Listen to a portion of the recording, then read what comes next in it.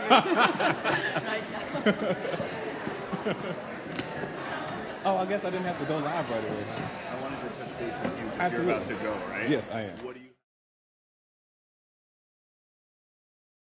Two presenters and two general attendees from out of town, from our local community, activists, community organizers, scholars, artists, parents with their children, miraculous combinations of those things. Thank you 100 times over for being here and for speaking.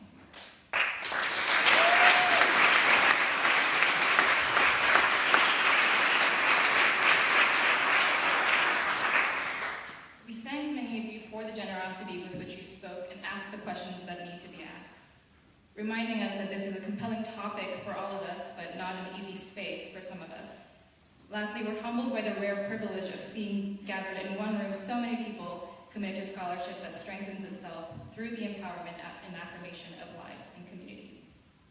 One of the people who exemplified this for us during this conference is Professor Matthew D. Morrison. Professor Morrison is a native of Charlotte, North Carolina, and an assistant professor in the Clive Davis Institute of Recorded Music at New York University's Tisch School of the Arts. He holds a Ph.D. in musicology from Columbia University, a master's from the Catholic University of America, and was a presidential music scholar at Morehouse College, where he studied violin and conducting. Professor Morrison has served as editor-in-chief of Current Musicology, where he published a special issue on race, sound, and performance. His work has been published in the Journal of the American Musicological Society, the Grove Dictionary of American Music, and on Oxford University Press's online music blog. His current book project, called American Popular Sound From Blackface to Black Sound, considers the implications of positing sound and music as major components in both individual and societal identity formations, particularly the construction of race. Professor Morrison held a postdoctoral fellowship for academic diversity through New York University's Office of the Provost, and is currently a research fellow with the Modern Moves Research Project at King's College London. He's also received fellowships from the American Musicological Society, Mellon Foundation, the Library of Congress, and the Tanglewood Music Center. Professor Morrison, this mic is now yours. Thank you so much for joining us.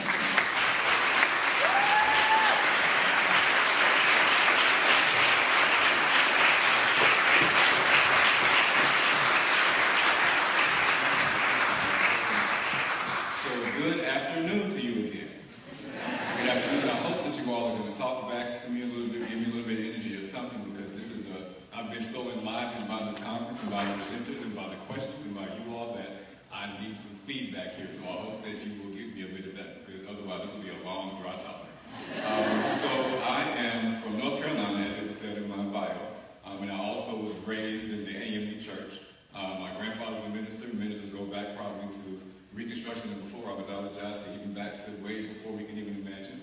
But one of those things that we do that has already been done here is establish something called protocol. So in establishing protocol, the first thing I'm going to do is thank, number one, Ian and Lori, who organized this conference, who saw fit to bring this topic to the music department at Harvard University. So please, thank you very much.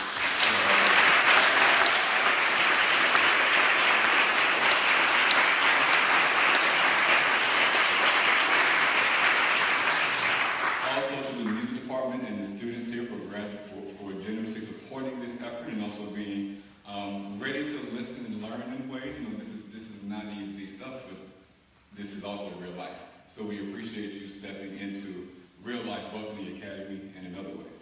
Also to the unseen laborers who keep all of this stuff around here running here at Harvard University, many of whom are not in this room right now, but who look like the people that we've been talking about. Also to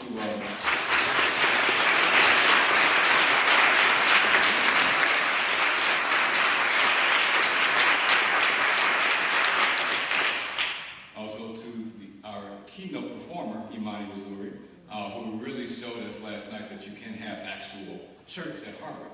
You can also have very intellectual and historical and grounded and metaphysical and all these things of church that we have put into these boxes. So thank you very much, Imani, for opening up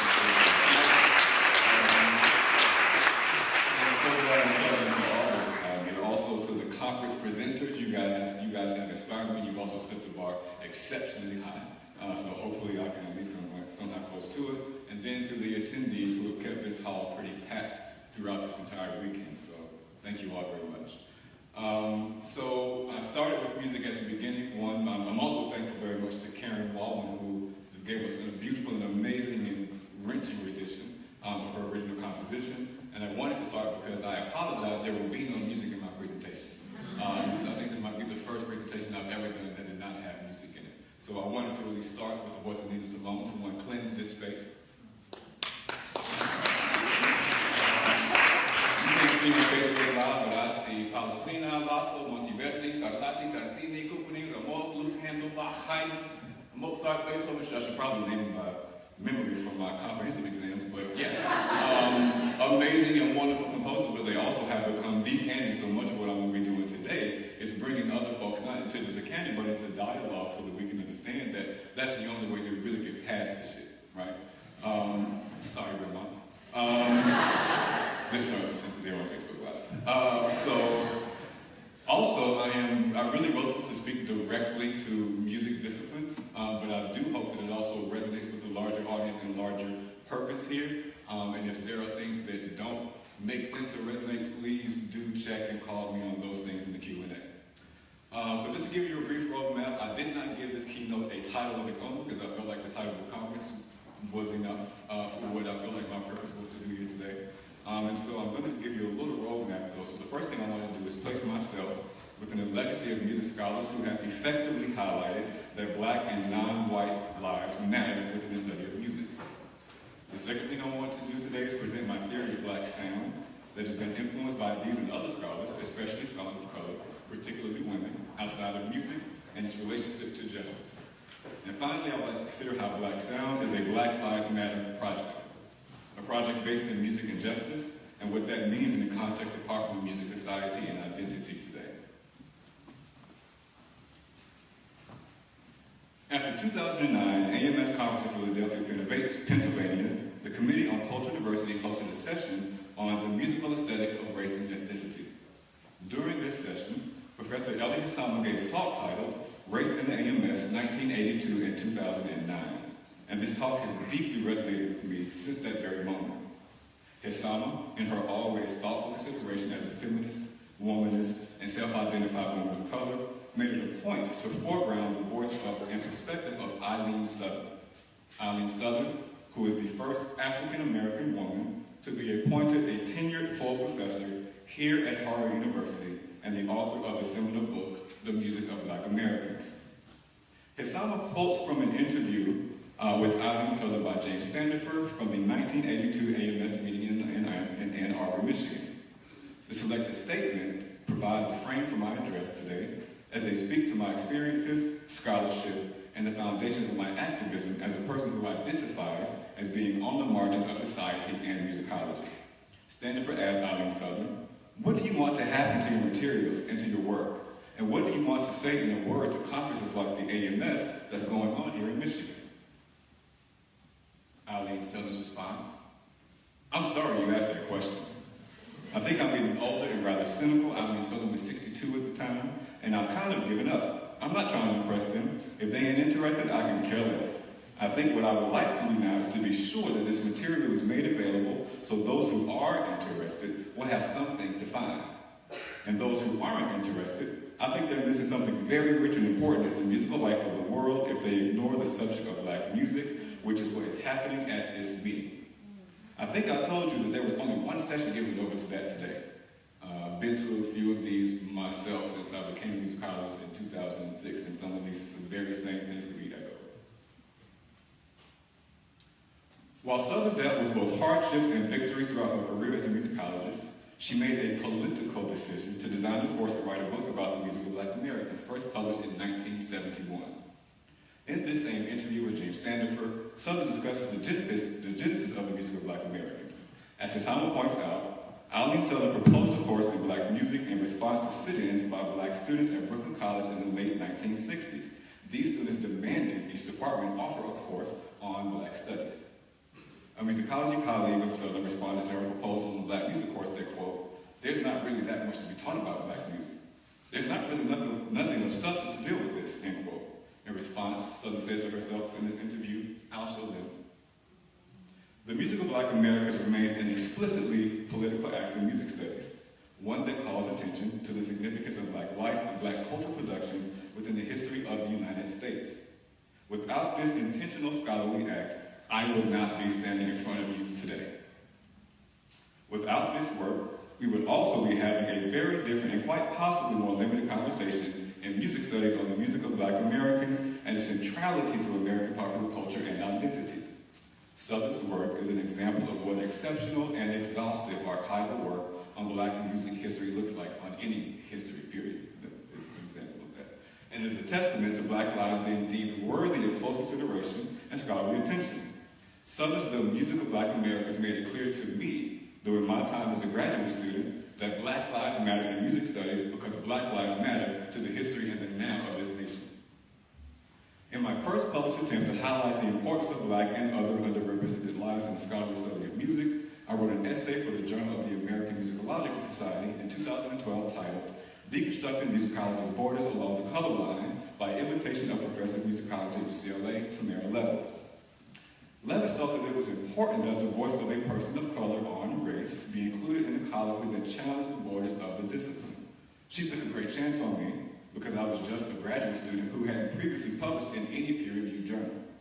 But Tamara Levis, along with my mentors in the disciplines such as Guy Ramsey, George Lewis, Gail Murkison, have been clear that Black lives matter, women of color lives matter, and queer lives matter through their scholarly and active work in and outside of the academy. Can I bring that water up here?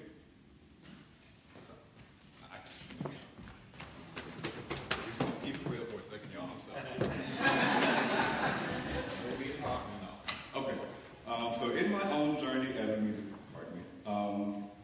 I have also learned from these and other mentors and colleagues, such as Vika Whitmer, who finished her Ph.D. here out of Harvard University's music department, that we must find ways to always place those subjects at the center of our musical explorations, at least equal to the ways in which we privilege white American, white European, and other white subjects as normalized within our discourses. You can't tell me that's not a statement of truth standing in this hall. I believe now more than ever within our times in our country that the Center of Music Studies has much to learn from non-white authors and non-Western discourses, particularly the body of work by Black scholars, authors, activists, artists, and musicians.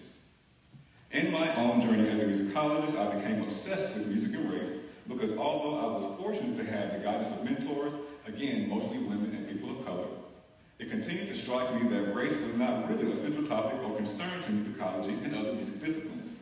If it were, we would not be having the exact same conversations at every meeting, while publications, graduate school acceptance and recruitment, fellowships and awards, fellowships and awards, faculty hires, and other tangible aspects of our professional areas do not reflect the diversity of the nation, including those who are Black and brown in particular.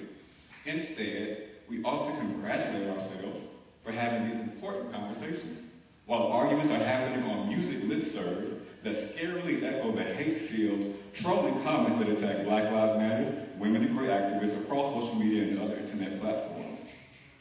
I want to return to the Southern interview, as she expressed in 1982, a sentiment that I believe reflects a larger experience that many women and people of color still have in these institutions of professional music societies today. Arlene Southern said, "It's not such a good place for a woman. You have to be very, very aggressive to get along with Harvard if you're a woman. And to be a Black woman, I mean, it's just a rough life." We can translate that across all these institutions, not even just academic. So beyond the bullying commentary that occurred on these music listservs and structural bullying that occurs within our institutions, there are music scholars, a few senior, a few tenured, but mostly junior and graduate students who are doing the work that directly engages with matters of identity through interdisciplinary approaches to music studies. But how do those who are structurally on the margins of the discourse, who are also generally the most vulnerable, become central to the scholarship and professional societies of music studies? And how do we, collectively, consider how music studies might be more actively engaged with cultural and societal concerns in our writing, teaching, and activism both within and outside of the university? Instead of this being the central question, or these being central questions, we often ask in our disciplines as music scholars, we're debating whether or not it is the job of a musicologist or music theorist to be politically engaged. To avoid politics, especially in our present moment, does not place us outside of the realm of politics. Being silent is taking a political stance. In my first year as a master's student at Catholic University, as I studied the construction of Western Canada composers, I noticed a paucity of non-Western topics within both music scholarship and professional music conferences. As a classically trained violinist, I was accustomed to Western classical music dominating both music performance and scholarship. I have even decided that I would pursue my very genuine interest in the Second Viennese School in Aba as my musicological project. But as I continued my studies, my spirit and my brain were vexed by how little I saw my Black American self represented in American music scholarship. I approached my advisor from Catholic University at the time, Dr. Andrew Weaver, about my frustrations, and I shared my fear that if I began to work on Black topics, I would be pigeonholed into being labeled as a Black person who only studies Black people. I was really worried about that at the time, though. The advice that Dr. Weaver gave me, and in 2007, continues to resonate with me today, and I'm paraphrasing him in 2007. But Dr. Weaver, Andrew Weaver is like, that's a very real possibility, and you can't control how people will view or judge you. But if you produce the highest level of scholarship you can produce, as you pursue the topics that are most important to you, that seems like the best place to start. To the best of our ability, those who answer the call must continue to do the work that we find important to us that engages with Black, Latinx, queer, trans, Muslim, immigrant, indigenous women, and particularly women of color lives. In doing so, we must be active in looking both within and outside of the discipline for methods, scholarship, and people who might provide a basis of support for our work in professional development. A watershed moment in my own development as a musicologist occurred in a graduate course that I took, according to graduate courses that I took in the fall of 2009 at Columbia University. First class is Haunted Visualities, the Sight and Senses of Race with Sadia Hartman and Tina Collins, along with Black feminist musical soul cultures, where I was introduced to black-based minstrelsy and Black feminist performativity by Daphne Brooks, and analyzing American popular music with music theorist and musicologist Elliot Salmon. This critical moment in my development as a music scholar continues to expand my approach to sound, identity, and history in music studies. Notably, these were all women of color, 3 of whom are senior African-American professors, and it was their combination of experiences, perspective, and methodologies that continue to resonate in my work today. And also, just to be clear, my mom, Morrison, is one of the first people who taught me that Black Lives Matter within this larger context of Black oppression in the United States. Thanks, Mom. So the impact of that moment continues to frame my larger research questions, and one in particular for the remainder of this talk. How are sound and popular performance and racial identity interconnected in the history of popular music production, and why does this even matter? Sadia Hartman, in her seminal text from 1997, Scenes of Subjection, provided a frame for me as a musicologist to think through and listen more capaciously to how identity has been performed in the history of the United States. Hartman's work continues to compel me to amplify how the sounds of Black people, Blackness, and the commodified embodiment of the two within popular entertainment are key to how identities are constructed and how these formations continue to shape our society. In an effort to place this consideration at the center of how we deconstruct the relationship between the development of popular music and racial identity, I have developed a theory of Black sound. Drawing on Hartman and the work of other scholars I will discuss within this address, Black sound is a theory of historical embodiment that enables us to trace the ephemerality and materiality of the sounds produced by Black bodies within the history of popular music in the United States. If you didn't get that, I'm going to put up a long definition later that you're probably going to be annoyed with. Within this consideration, I am referring to sound as any resonance, vibrations that are translated into audible discernible frequencies that is reduced, manipulated, and or interpreted by a body or an instrument. From the coffles of captives traveling across Africa, to the deck of the slave ship, to the auction block, to the stages of blackface minstrelsy, Euro-American colonizers often interpreted these and other West and Central African-based sounds as noise, unruly, and primitive. First, learn to smile yourself. What Hartman's work allows me to consider is how sound became a tool for European-descended colonizers to recognize and establish racial difference, as they simultaneously commodified the bodies and sounds of Blacks in the Americas under enslavement. Thus, before Africans arrived in the New World, their bodies and constructed Blackness was already over-determined by their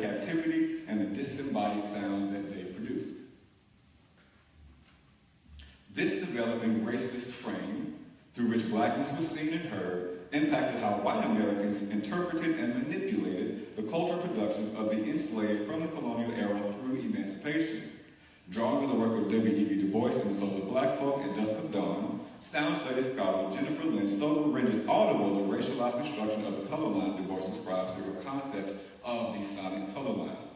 Stover notes that, quote, the sonic color line describes the process of racializing sound, how and why certain bodies are expected to produce, desire, and live amongst particular sounds, and in its product, the hierarchical division between whiteness and blackness, end quote. The sonic color line was sharply defined by early developing history of structural racism and white supremacy in the United States. Furthermore, Stover suggests that what drives the sonic color line is the listening ear, which she says is, quote, a figure for how dominant listening practices accrue, as well as a descriptor for how the dominant white culture exerts pressure on individual listening practices to conform to those sonic color lines norms. This subjective listening ear encouraged the colonizers' rationale to tame Africans and their aesthetic practices through enslavement and developing discriminatory systems. The subjection and commodification of the aesthetic and cultural practices of Black Americans during slavery laid the foundation for how the sounds produced by these diverse peoples became racialized, stereotyped, and consumed by the masses in the development of popular music. Thus, the lens through which I consider the fear, desire, constrictions, and mimicry of blackness in the history of the United States is framed by Hartman's discussion of terror and enjoyment. The desire to don, occupy, or possess blackness or the black body as a sentimental resource and or locus of excess enjoyment is both founded upon and enabled by the material relations of chattel slavery. Here, my intention is not to shock or exploit the perverse, but to consider critically the complicated nexus of terror and enjoyment.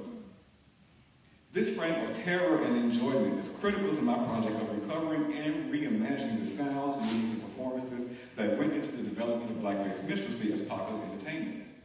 Furthermore, it also frames my consideration of how these aesthetic practices have shaped and are shaped by identity within the nation's structures of inequality. As I begin to theorize through black sound, I would like to place this theory within the early history of blackface performance and its impact upon the development of the popular music industry and popular entertainment at large.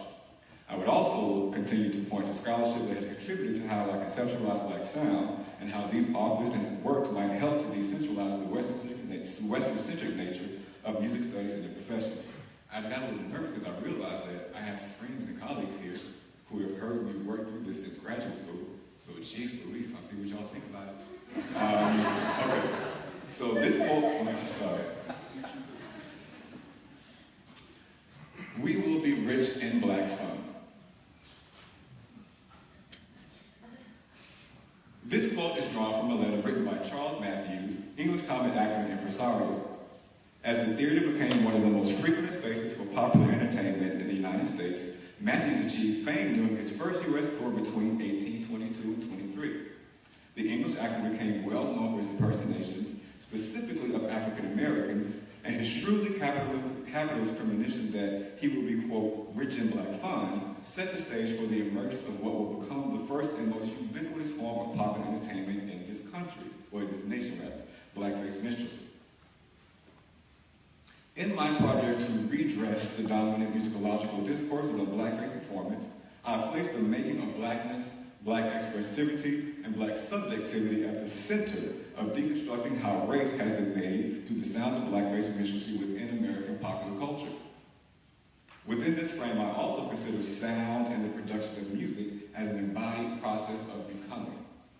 By this, I mean that music is processed by a listener as an arrangement of sounds and to recognize the patterns and structures. Importantly, it is an embodied process to translate vibrations into frequencies that yield a constellation of sounds that might be interpreted by a listener as music.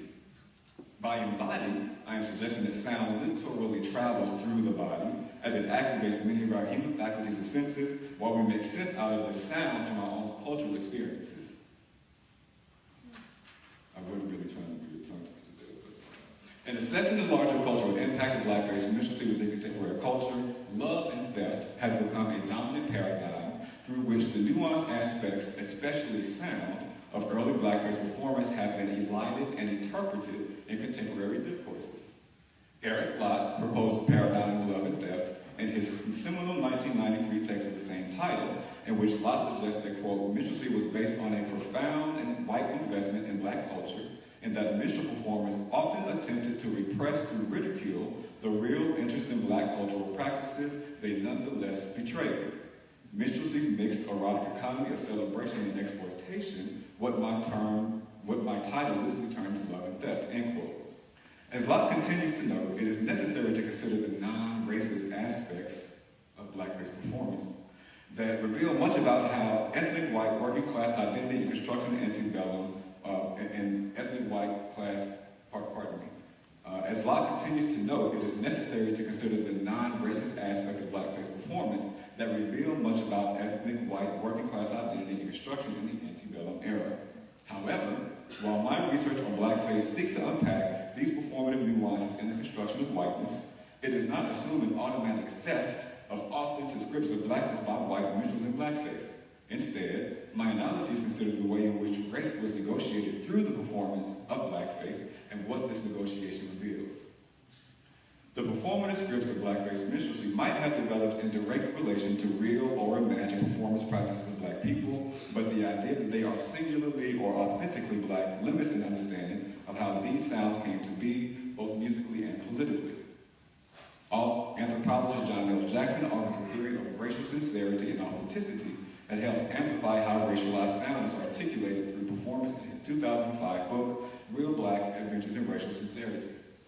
Drawing on line of Trillink's theorizing of authenticity and sincerity as cultural concepts, Jackson asserts that authenticity has become the primary prism through which race is viewed in the United States, while sincerity plays a much more covert yet equally important role in how race actually functions throughout society. Jackson notes that authenticity, quote, presupposes a relationship between subjects who authenticate and objects who are done, viewed, and inorganic or assumed to be, that are interpreted and analyzed from the outside because they cannot simply speak for themselves, end quote. Conversely, sincerity, as Jackson notes, quote, presumes a liaison between subjects, not some external adjudicator. Questions of sincerity imply social interlocutors who presume one another's humanity, interiority, and subjectivity. In considering the authentic and sincere performances of race and blackface minstrelsy, an ethnic white male working class love for what Locke assumes as authentic blackness and black culture carries more structural weight and responsibility than the word love allows within this paradigm. The limitations of Locke's paradigm are predetermined by the birth of blackface minstrelsy during enslavement, the structural basis of systematic racism, and further by the ability for ethnic white males, as they made economic and civic gains during the Jacksonian populist era, to burlesque performances of class, race, ethnicity, religion, and gender into stereotypes behind the blackface mask. In a polemical discussion that challenges the, quote, authenticity paradigm that Eric Lott relies upon, musicologist Ronald Rodano carefully traces contemporary discursive practices that consider the social significance and multilayered development of what has been called African retentions in black music. Rodano seeks to debunk what he refers to as, quote, Afrocentric literature, end quote, primarily musicological, really referring to Samuel Floyd and others, that renders black music as a monolithic object, as he makes a strong case for the interracial and diverse development of both blackness and black music in America. I would like to quote Rodano at length as he makes key assertions that have had a significant impact upon racial discourses in music studies.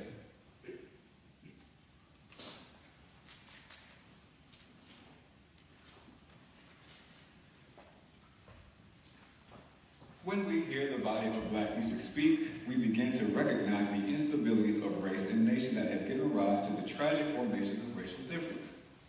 When we hear the body of black music speak, we begin to identify an ideal conception of America within the stable ideological construct of white assimilation that is fundamentally, at its very core, simultaneously black and white. This kind of subversive listening develops neither from a purely sonic experience nor from the selective visions that so often inform interpretations of the American social past. It locates black music's power not in race per se, but in the wild fluctuations from sameness to difference that racial ideologies have constructed. From this mode of hearing, we identify, finally, the origins of a kind of musical textual doublespeak that claims for music the unities and incommensurabilities of blackness and whiteness at once.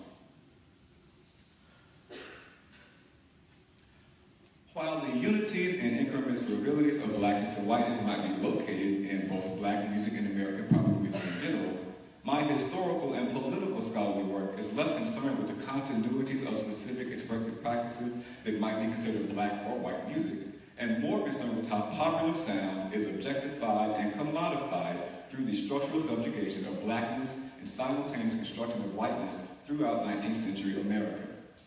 By focusing on the vocal and linguistic aspects of black music with the contemporary discourses, Redondo was able to construct a frame that foregrounds the instability and interracial nature of blackness, whiteness, and black music.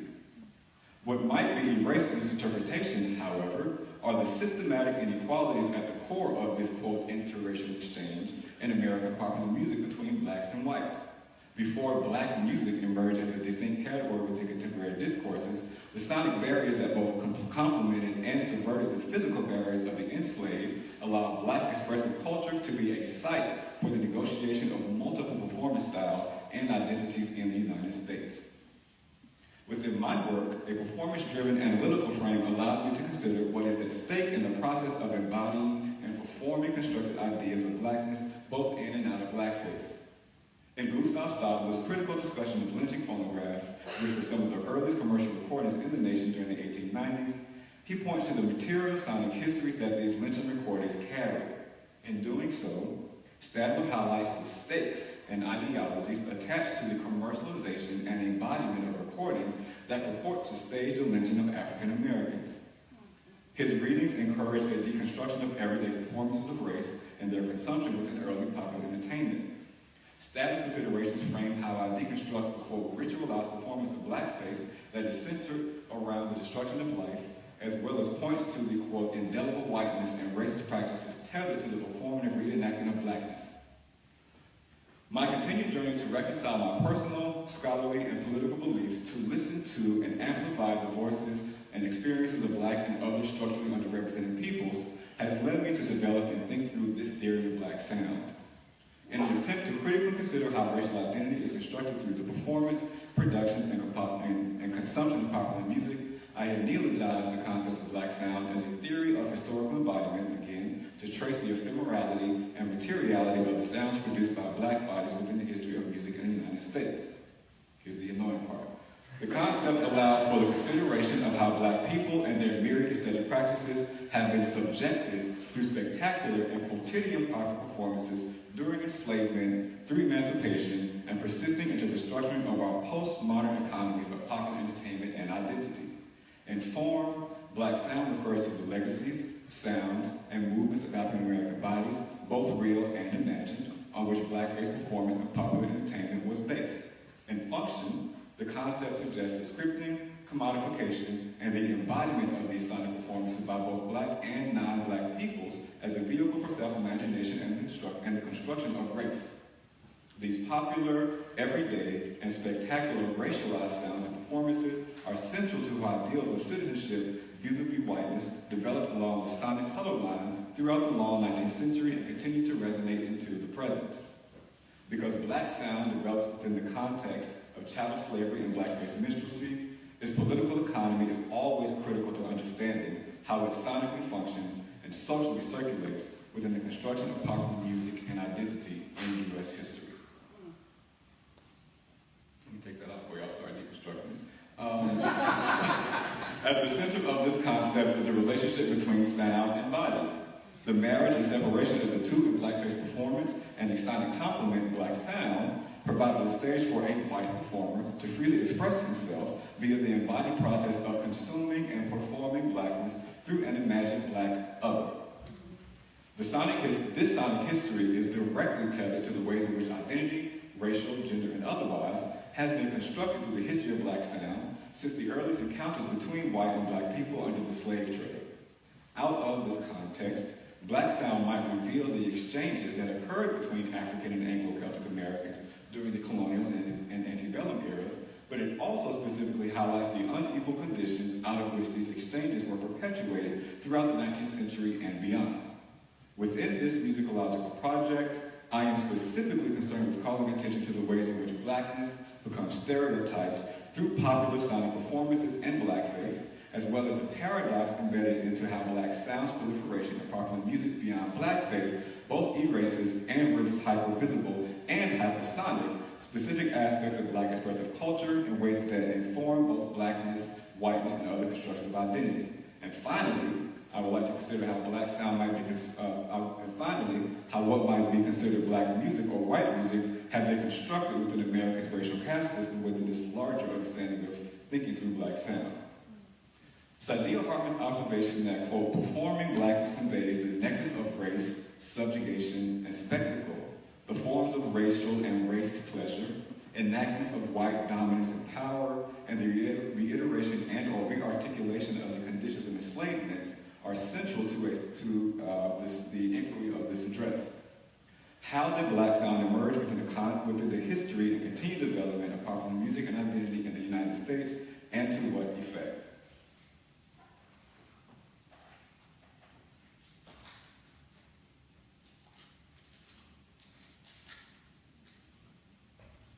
Like I say in my classes, to my students, stay with me, y'all.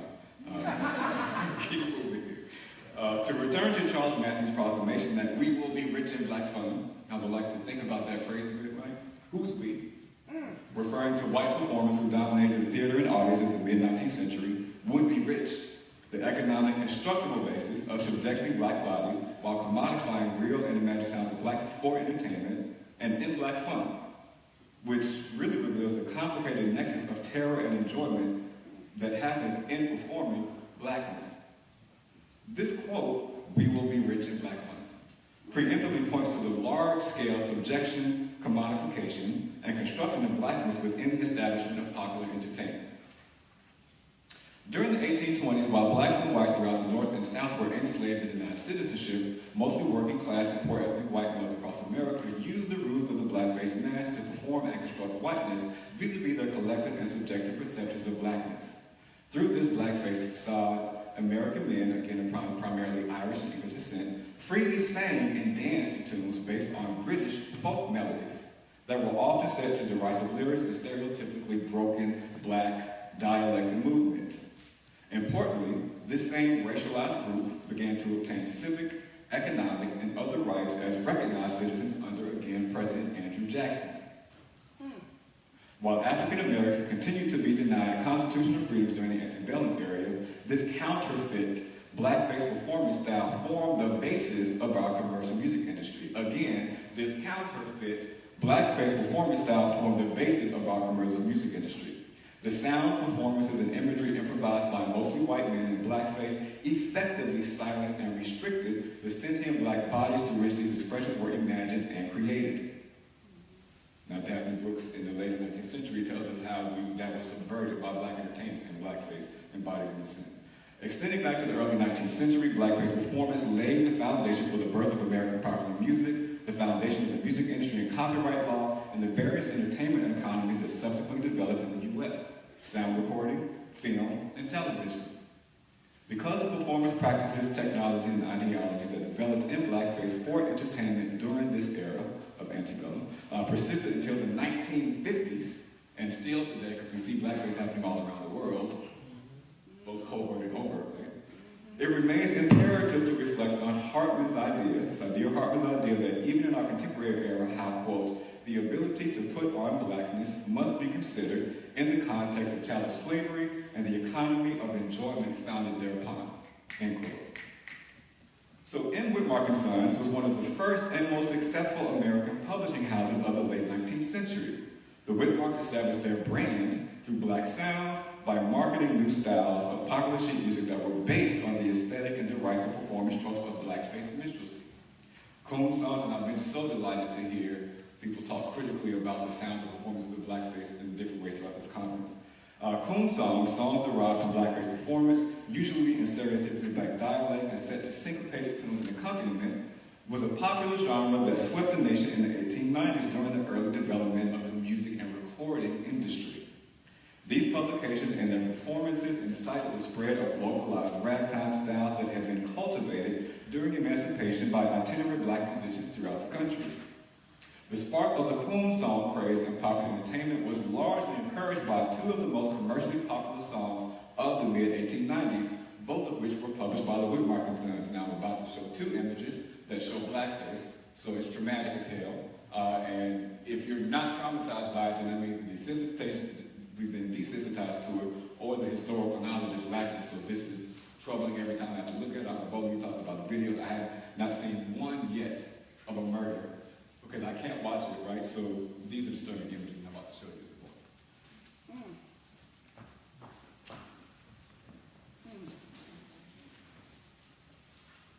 My Gal is a Highborn Lady by Irish-American minstrel and composer Barney Fagan, and All Poems Look Alike to Me by African-American performer and composer Ernest Hogan. Before Whitmark's publication of My Gal, and we can just see, even in just representation, Ernest Hogan doesn't even appear on the cover. Ernest Hogan was an African-American performer, as I just mentioned. Doesn't appear on the cover, all blackface caricatures. We see but Fagan here appears, dressed respectably in this photograph, as do we still see the blackface references in the background. So, before Whitmark's publication of My Gal, the commercial success of Ernest Hogan's All Poems Look Alike to Me quickly helped to instigate the predominance of ragtime via coon songs in Tin Pan Alley during the late 1890s, as over 600 coon songs were published during this brief decade. The song was so popular, this is not in my talk here, I'm recalling something that I actually should have included, but I recall reading an interview by the Chicago Research where a police officer, in response to a riot that happened in the late 1890s in New York City, who was accused of violently attacking a black man, used the word, well, all poems look alike to me, so I didn't know the difference between him and any other, which immediately resonates, I think, today with how we're thinking through this project of Black Lives Matter. Let me take this off, y'all. The origins of ragtime, syncopated, improvised, and dance-like style were based upon a myriad of local African-American performance practices that had developed throughout distinct regions of the nation and cultivated in urban settings. This long and contentious history of black sound and the development of popular music quickly receded into the generic sounds and images associated with whiteness in American popular entertainment. We've heard this referred to already throughout this conference. Publishing houses of Tin Pan Alley became the copyists and composers for the emerging film industry and helped to structure how music was recorded, commodified, and distributed within the developing entertainment complex. As an example, the Whitmark and Sons were founding publishers of Tin Pan Alley, founding members of the American Society for Composers, Authors, and Publishers, ASCAP, which is the first formal musicians union in this country, and lobbyists for the foundational music copyright laws that were passed at the turn of the 20th century. Isidore Whitmark, you see it here in the middle. The publication strategy of the Whitmarks as one of the founding houses of contemporary music industry transitioned from marketing blackface to black sound at the turn of the century. The then emerging Warner Brothers Hollywood entertainment conglomerate eventually annexed the Whitmarks after World War I, and the industry began to focus on creating American popular standards for Tin Pan Alley and Hollywood film and TV audiences. The firm reflected the legacy of black sound development within popular music as the Whitmarks' aesthetic and publishing preferences moved from blackface minstrelsy of the antebellum era to ragtime music post-Reconstruction and culminated in jazz and blues during the interwar period. Again, this is their publication catalog I'm talking about. The popular music and entertainment industry, which grew exponentially between the 1920s and 50s in the wake of new recording technologies and other developments in the nation, continued to imagine its popular sound and dances upon the improvisation and performance practices of African Americans, styles that became recognized and named within the industry as jazz, blues, and so forth. However, these styles, as evident in the later Whitmark music catalogs, were sanitized sonically and also in their scripting within sheet music, commodified and choreographed to be sold to a constructed white audience through Tin Pan Alley and its filming partner, Hollywood. Music and film executives of the mid-20th century sought to appeal to the widest demographic within the resources to consume popular entertainment. By economic and cultural design and structural, the targeted audiences for mass entertainment were generally working, middle, and upper-class whites whose constructed whiteness represented the most lucrative form and market for the sale of popular commodities. Importantly, this racialized group continued to hold a civically elevated status above black and other non-whites through structural racism, white supremacy, and Jim Crow policies. This racial hierarchy and the privileged structuring of white as normal and citizen developed as black and other marginalized people laid the economic and cultural foundation for the nation. Blackface might have persisted both locally and in popular entertainment in the 1940s and early 1950s, but it became distinctly racialized and taboo as the civil rights movement was more widely acknowledged across the nation towards the end of the Jim Crow era. Typically presented as nostalgic or taboo presentations of quote, old show business in films of the 1940s and 50s, blackface minstrelsy became a thing of the past, soon not to be discussed after race assumed a new cultural capital in the late 1950s and early 60s. You would be amazed how 90% of students in classes I've taught across from middle school, high school, universities, lots of talks and lectures, just don't have a relationship to blackface minstrelsy at all. That was a project. Yet, while the blackface mask may have been removed from overt minstrel performances that persisted for over a century, the sonic and corporeal practices that developed into black sound during and beyond this time laid the foundation for how sound was racialized, marketed, and consumed in the construction of the music entertainment complex. The recording and marketing of race or blues and hillbilly or country records during the interwar period helped to further instigate how sound and race were conflated through the recording and marketing strategies that continue to persist through the production and circulation of pop today. This conflation within the history, performance, and consumption of popular music further amplifies the ways in which a theory of black sound might allow for a nuanced exploration of the intimate relationship between embodiment, performance, and the improvisation of American racial identity through popular music. The concept foregrounds both the possibilities and limitations of how racial identity, especially whiteness, is imagined and constructed through the subjection of blackness and black people. Simultaneously, it suggests an analytical frame that extends beyond the mere appropriation of blackness and black culture, which sometimes assumes a default or authentic racialized sonic self, to consider how quotidian and spectacular performances of identity in popular culture are embedded within a racially audible past that resonates in low, less perceptible frequencies. Black sound amplifies these low frequencies by directing attention to the sonic and material histories of race, by directing attention to how the sonic and material histories of race continue to resonate through the practices embedded in the development of popular music, style, and entertainment at large.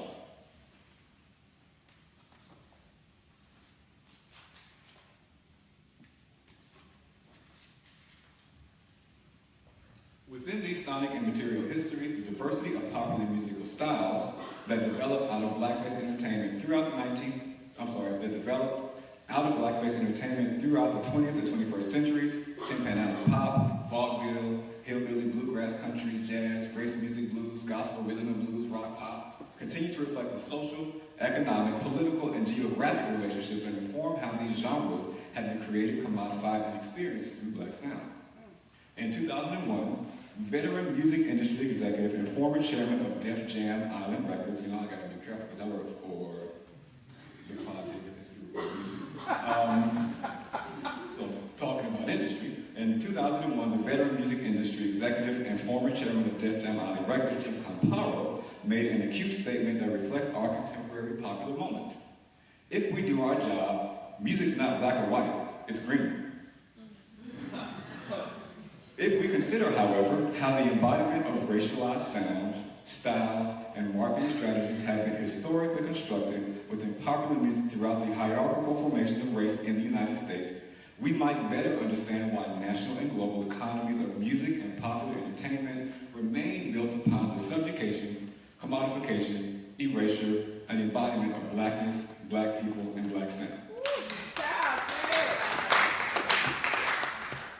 The rhetoric and spirit of the BlackLivesMatter movement, as well as other black liberation movements in the history of this nation, reminds us that it is pertinent to redress the erasure of black people, black humanity, and their experiences within American society, or ours. I guess I'm black now. If we are going to find ways to tear down the racist, homophobic, neo-fascist, anti-immigrant, anti-woman, anti-trans, anti-ableist, keep going on, systems of power that permeate our society and our presidential cabinet, we must recover and be attentive to both the history and the present lives of black and other marginalized peoples and our centrality to how the U.S. and its culture has been realized. Black sound, in connection to the meaning of the Black Lives Matter movement, does not seek to erase other groups of people or to privilege blackness over others. Black sound and Black Lives Matter, however, are explicitly political projects that immediately call attention to the inability for this country to have existed, exist now, and to exist in the future without recognizing the humanity and equality of black beings who have laid the economic and cultural foundation of this society.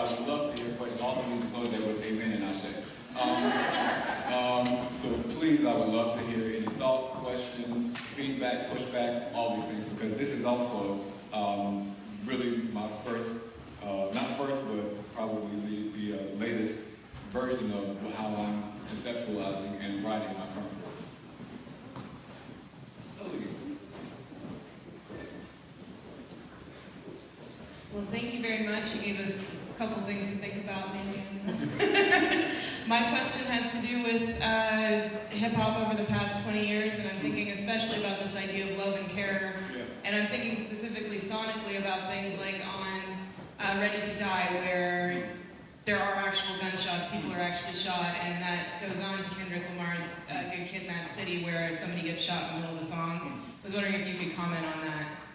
And say a little bit more, Zoe, on comment on that in relation to this idea of love and terror and how this seems so much to inform of what people know of hip-hop. I don't want to say all of hip-hop, but what hip-hop has kind of become in the imagination, and maybe especially how that is being transformed by an artist like Kendrick Lamar, who's looking back and thinking it over. Thank you for that, Zoe. That actually is one of my music colleagues. Very happy with you.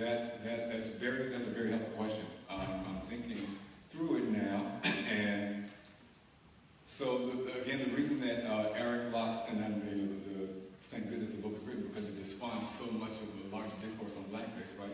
The reason that I'm really pushing the love and theft paradigms is because within the commercial structures, we really lose the intensity and integrity of like the actual lives and experiences. So the gunshot just becomes sort of another symbol. You know, we talk about musical topics, right, in musicology, and how the hunting horn of heights, all that kind of stuff. It becomes like another symbol, or rather than depending on the listening practices, thinking about positioning one's own self in relation to what's happening in the sounds and experiences in the music. Is it consumed in the same way that gangster rap, emerged as a dominant hip-hop form, but that was because it was young white teens who were desiring and buying, these very specific presentations of black maleness at the time. And so I think that, in relation to the terror versus the love, I think that really sort of resonates in terms of that is, these gunshots, again, these are things that become part of a sonic landscape of experience, and that's why they are part of these things. But then does that get recognized by the listener, whoever the listener is?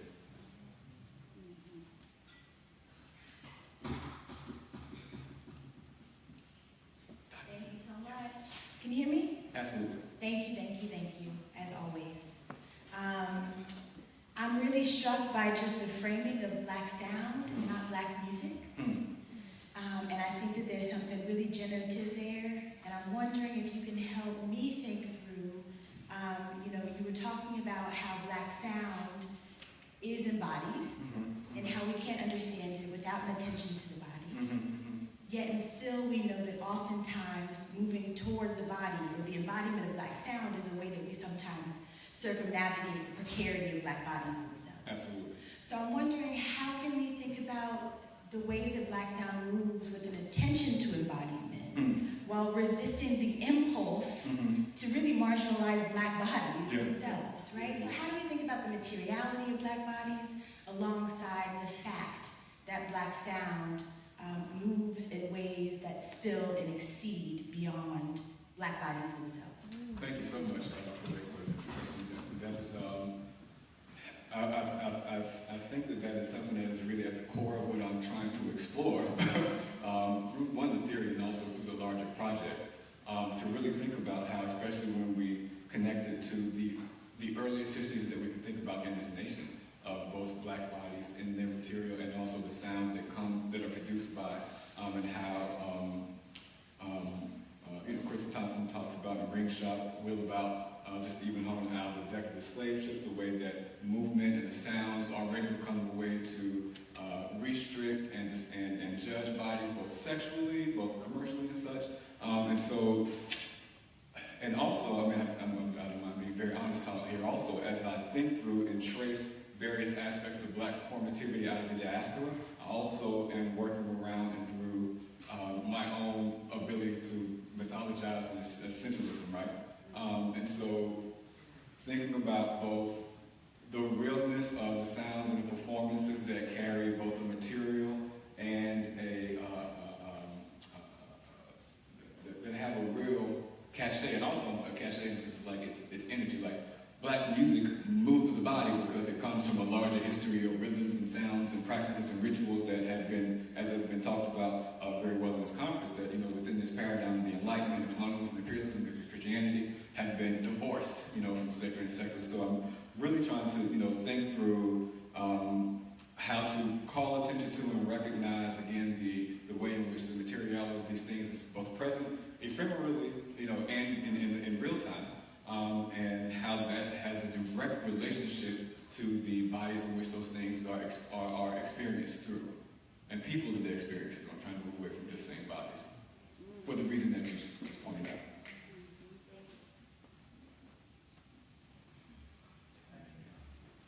He's all my colleagues here. I guess I didn't ask, huh? Thank you, Dr. Morrison, for bringing us deeper into minstrelsy and minstrel tradition for really illuminating talk. I really love how you're conceiving and working to this idea of the Black sound. But I'm curious if you can elaborate why the book of your talk dealt with white people singing white music in blackface. And so, how does that relate into Black people singing Black music with a real Black sound to it? Yeah. Later part of minstrelsy. Absolutely. And then later on, I know I'm jumping a century or so, but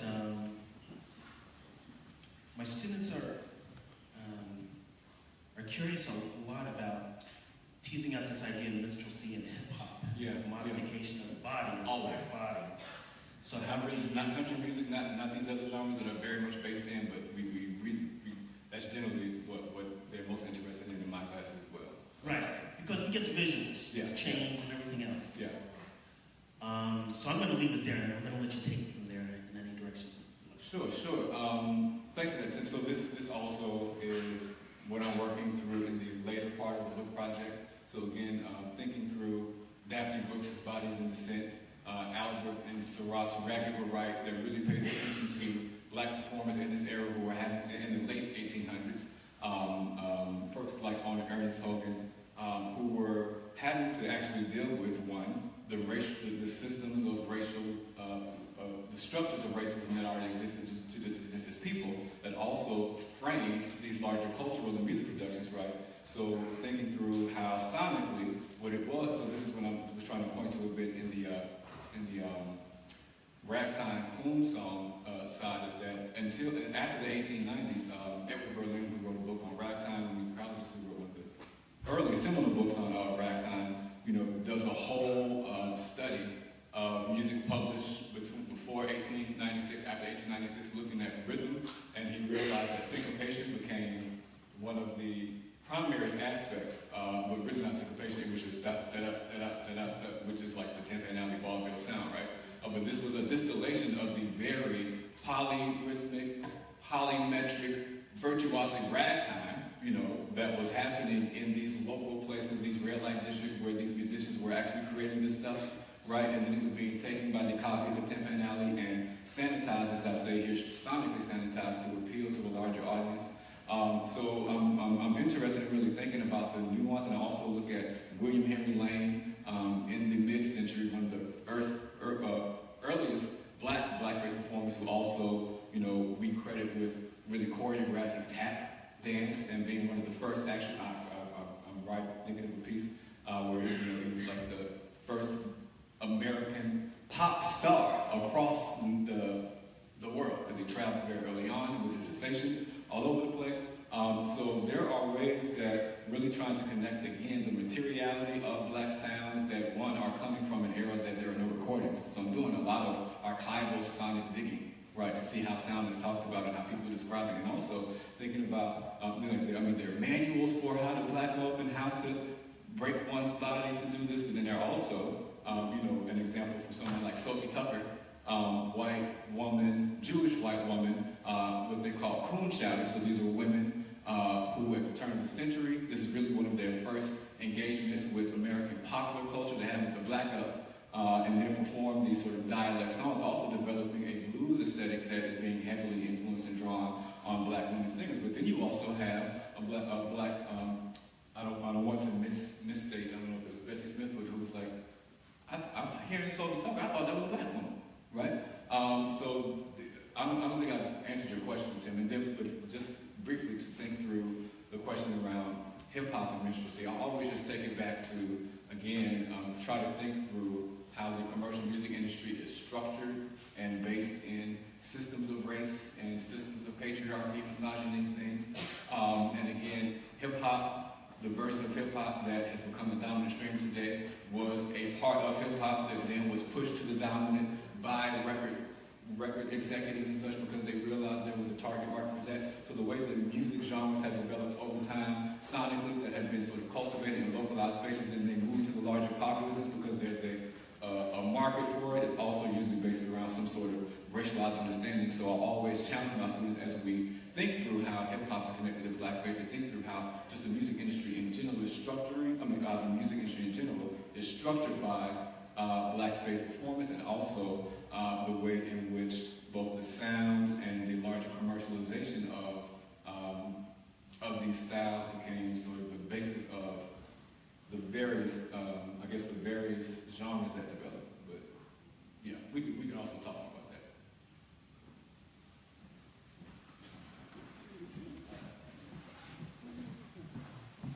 I'll go after him.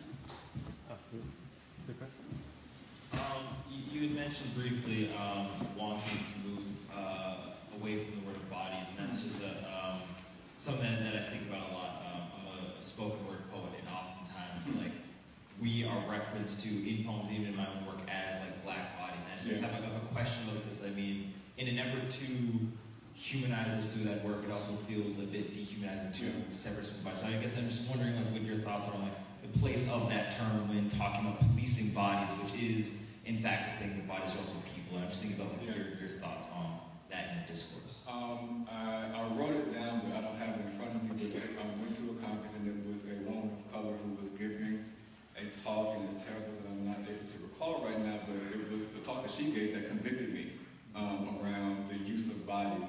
And one, it wasn't that, so that conviction got me thinking, okay, there has to be some, number one, a context for it. So one way that, I don't see body moving out of the work because I'm thinking about sound as an embodied process is central to that, but I think the context and also just where it's used and how it's used is important. So I think you're, as you said, you're a poet, so you're thinking a lot about syntax, you're thinking a lot about semantics and those things, so where it's placed and in what context it's placed, I think sometimes also calls attention to the fact that using that word can be an instrument to remove the human self, but then also finding ways explicitly and immediately to put it right back in if you do use it. I mean, and again, this is me thinking through what I'm working through myself.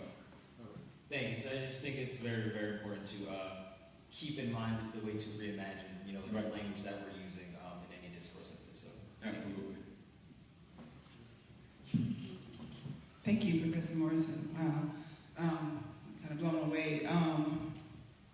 I was interested, and I don't know if I'm misunderstanding the idea of sincerity.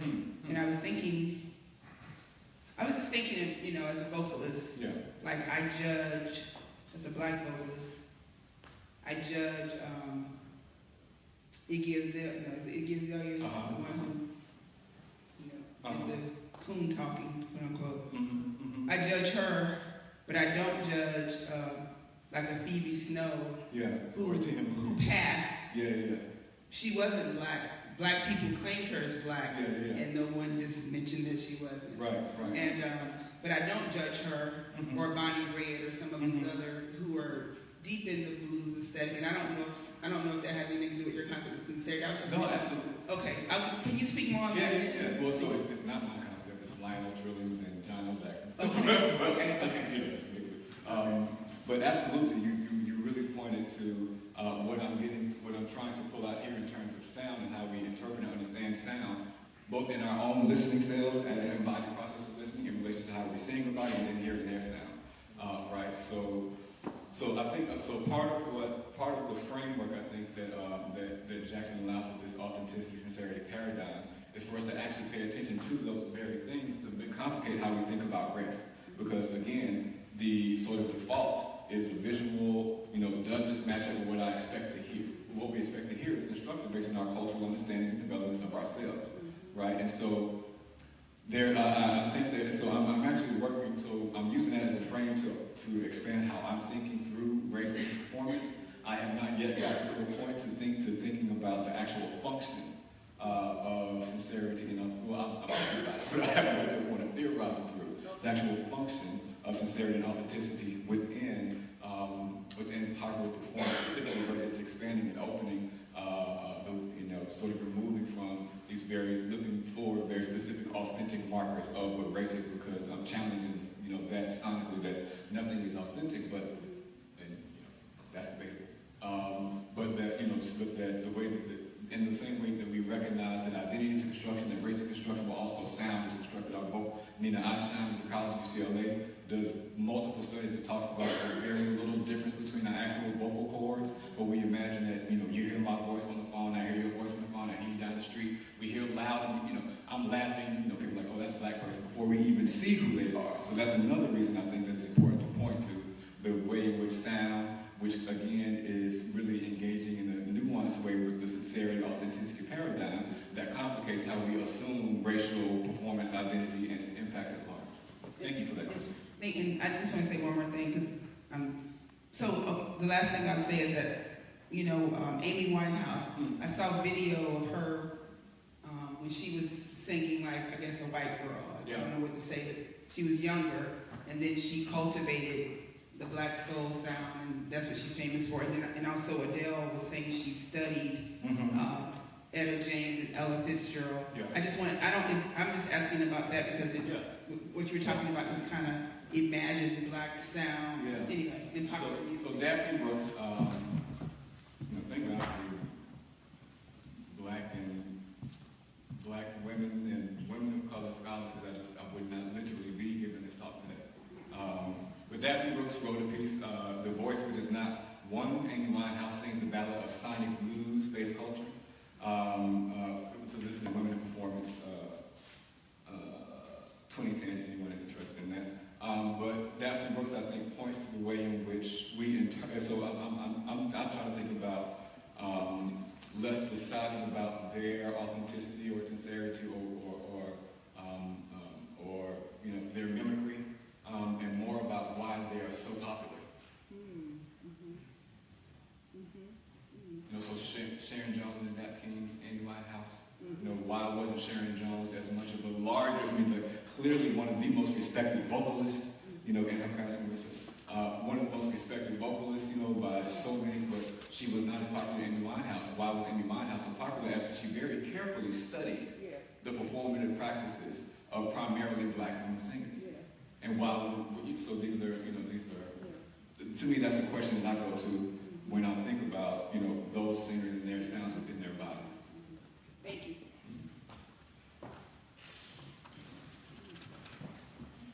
Thank you so much. In the past few days, we've had the opportunity of seeing you in many different settings, and to speak about authenticity and sincerity has always shown through. Yesterday, we saw you participate in Imani's performance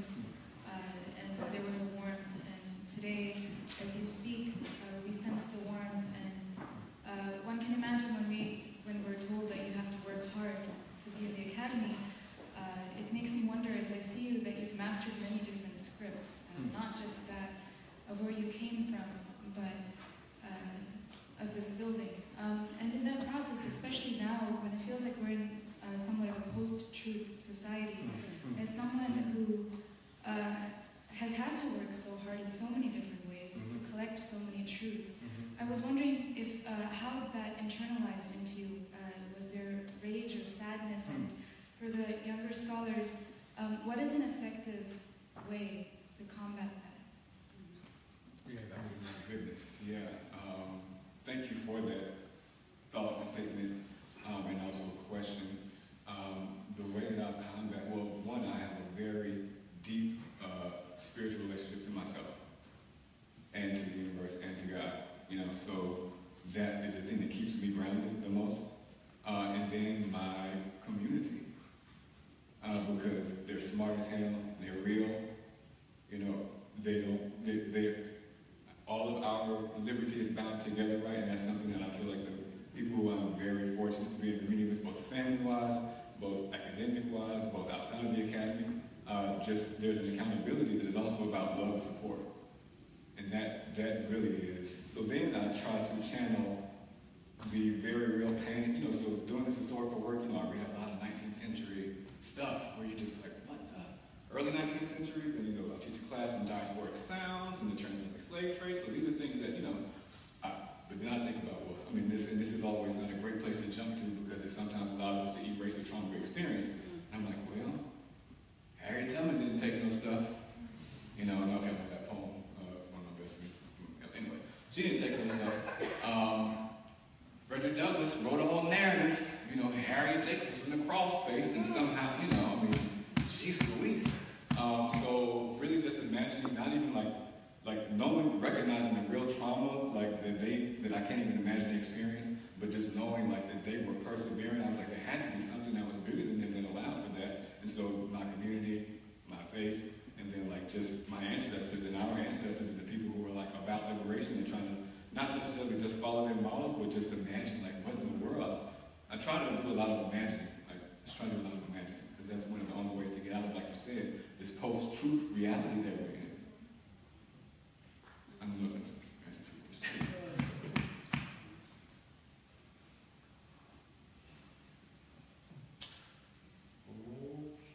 Okay.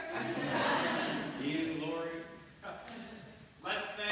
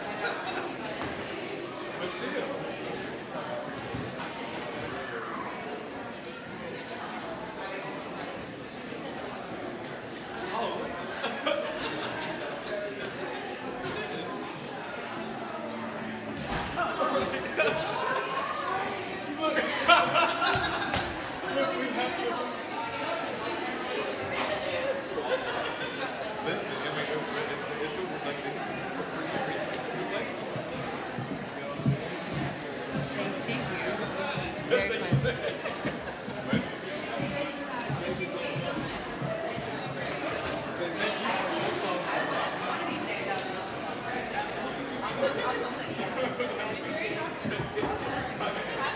you.